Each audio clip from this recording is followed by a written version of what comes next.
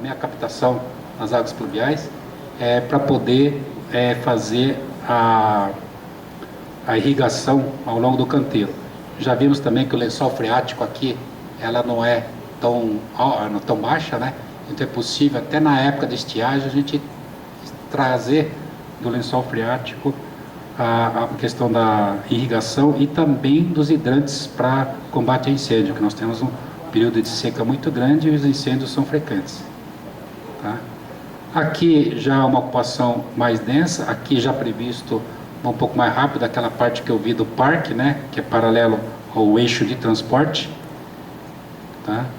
E utilizar as rótulas aqui, a ideia é utilizar as rótulas para a captação das águas pluviais e servir para as áreas de amortecimento das águas de chuva, né? Então, seriam retenções e amortecimento da água. No futuro, aquele mapa anterior lá, tudo isso daqui são rótulas, tá? Você imagine que daqui 20, 30 anos, quando tiver 2 milhões de habitantes, eu vou ter muita área impermeabilizada, mas ao invés de fazer piscinão lá de São Paulo, né? Eu espero que a gente não precise chegar nesse ponto, né? A gente já consiga fazer, utilizando as rótulas como áreas de retenção, pequenas retenções, mas que são mais eficientes, tá?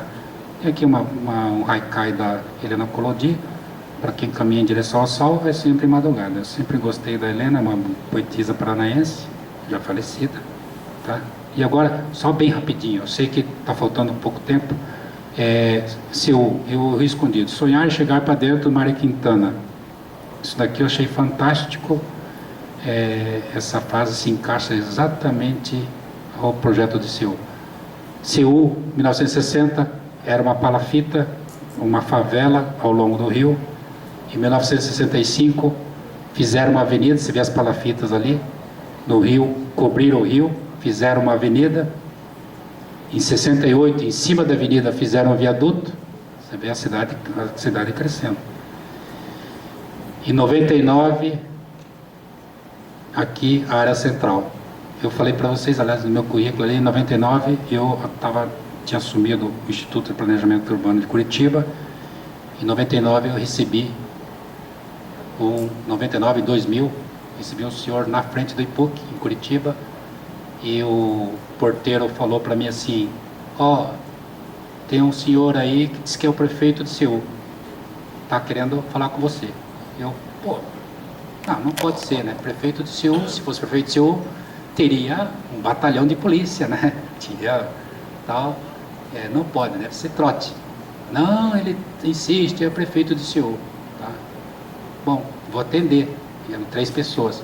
Ele subiu, foi lá na minha sala e realmente era. Só que ele não estava, por que ele não estava ainda oficializado? Ele tinha acabado de ser eleito e depois da eleição queria conhecer Foz do Iguaçu e queria conhecer Curitiba. Passou por Curitiba e queria debater um pouco a questão do planejamento, porque ele não conhecia nada e ele era ex-diretor da Hyundai, aquela fábrica de automóveis. E nessa discussão ele falou uma coisa assim, que percebeu que Curitiba não tinha viaduto no centro. E foi uma época, em 2000, se vocês se lembrarem, no ano de 2000, foi uma época de debates com relação ao viaduto do Minhocão de São Paulo. E no mundo inteiro estava se discutindo a degradação dos viadutos. Inclusive estava em Chicago, em Boston, em Montreal, tudo isso, naquela época estava se discutindo isso. E ele foi lá e nessa discussão perguntou por que não tinha viaduto. Ele disse: porque aqui o Jaime nunca quis fazer viaduto em Curitiba, aqui no centro, porque no conceito dele o viaduto não utiliza o centro. Lógico, quem passa de viaduto no centro não utiliza o centro. E o viaduto era a maneira de levar um congestionamento mais rápido para outro congestionamento. Então, a teoria dele estava certa, né? Então, se leva um congestionamento para outro congestionamento. E ele falou: poxa, não tinha encarado por esse detalhe. Ele degrada o centro? Degrada porque o centro fica sem... Quem passa de carro, automóvel no viaduto não utiliza lá embaixo. Ele não pode descer. Então ele não vai na loja. Mas fica aquele trombolho ali no meio, né? No centro. Então o que aconteceu? Ele perguntou, eu não sabia, não tinha visto essas fotos ainda, qual seria a solução para revitalizar o centro de Seul?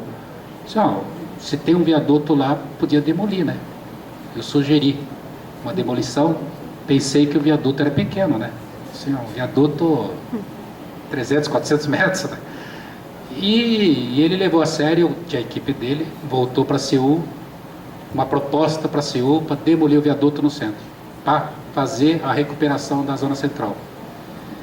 E eu tinha até falado quais eram as vantagens do centro sem um viaduto, tá? Que a paisagem urbana ficava horrível. Tinha falado da história, tinha visitado Tóquio, e do aeroporto, para quem conhece Tóquio, do aeroporto de Narita até o centro, você tem um viaduto enorme. Ao longo, eu tinha reparado nisso, ao longo do viaduto você vê vários edifícios de escritório. Na parte que o automóvel passa, está cheio de placas de aluga-se, aluga-se, aluga-se e fechadas, tá? São áreas que eles não conseguem alugar porque está de frente para o viaduto e é horrível, está muito perto. Então praticamente aqueles edifícios todos que valem uma nota, aquele trecho não vale nada, né? É um trecho que é desvalorizado. E isso eu tinha comentado. E aí, sem querer, falei uma coisa e acabei acertando no problema dele lá, tá? Que eles também tinham esse mesmo problema, tá? O que aconteceu? Em 2004 foi o ano que eu saí do IPUC, ele começou a demolição do viaduto lá em Seul. Você vê aqui, aquela foto anterior que tinha um viaduto inteiro, ele começou a demolir, tá? Ele tinha me falado que tinha um rio embaixo. Eu falei assim, poxa, o rio deve estar poluído. Eu falei assim, não, o rio não está poluído porque tem todo o sistema de esgoto Seul. Eu falei assim, puxa, que legal, né? Seria bom recuperar o rio, porque nós temos o rio Belém lá em Curitiba, e a gente sempre falava assim, o nosso sonho é voltar a pescar no rio Belém ali, né? Então a gente vem perseguindo esse sonho faz 40 anos, que a gente está tentando perseguir, e faz 40 anos que a gente não canaliza o rio, deixamos ele aberto, para ver um dia a gente consegue pescar, mas nunca tivemos a coragem de cobrir, tá? Então, o que aconteceu? Ele demoliu o viaduto e demoliu a avenida e voltou a ter a redescoberta do rio, tá? Ele conseguiu fazer uma revitalização fantástica, social, ambiental e econômica do centro. E ele tinha me perguntado, mas se eu vou tirar o viaduto, como é que eu faço para aquela pessoa chegar? Assim, coloque um transporte urbano, coloque um ônibus, tá? Então ele, nas duas vias paralelas, ele colocou as linhas de transporte, tá? Para poder ativar, porque o transporte, ela tem esse fator de levar o crescimento, o desenvolvimento econômico também, né? E ele fez uma transformação social fantástica ali em Seul. Virou case urbanístico da Ásia, tá? Aqui inclusive ele deixou para os engenheiros e os arquitetos se lembrarem, né? Tá? Parece 2001, né? Parece 2000, não, é o Planeta dos Macacos, né? Que parece a Estátua da Liberdade.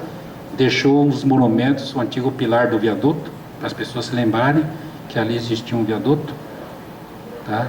E resgatou o sonho de uma cidade, né? O prefeito de Seul já se candidatou e se tornou presidente da Coreia, tá? Então, sem querer, eu fiz a campanha para ele, né? Tá? Eu só preciso cobrar agora o plano de governo para ele, que ele conseguiu se eleger. Fantástico é a coragem que ele teve de demolir esse viaduto. Levei um susto quando me falaram que o viaduto tinha quase 7 quilômetros, tá? Haja peito para demolir 7 quilômetros de viaduto, tá? Mas tudo isso em prol de uma boa causa, e que ele conseguiu resgatar uma autoestima do cidadão.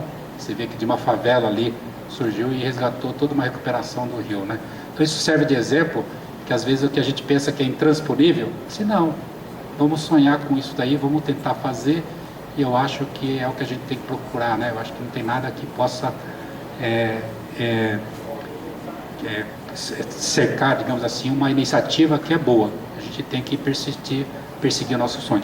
Bom, eu vou agradecer aí ao convite, a presença de todos vocês, tá? Espero que tenha contribuído com alguma coisa. Obrigado, hein?